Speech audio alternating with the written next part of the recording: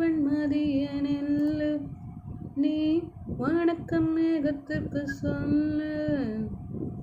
வளர்ந்தான் உன்னுடைய இஷ்டம் என்றால் மேகத்துக்கெல்லையொரு நஷ்டம்.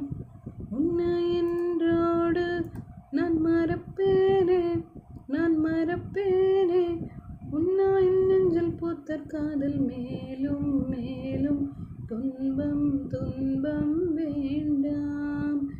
ஜன்னலின் ஒளி வந்து விழுந்தது மின்னலின் ஒளி, அதில் தெரிந்தது அழகு தேவதை அதிசய முகமே.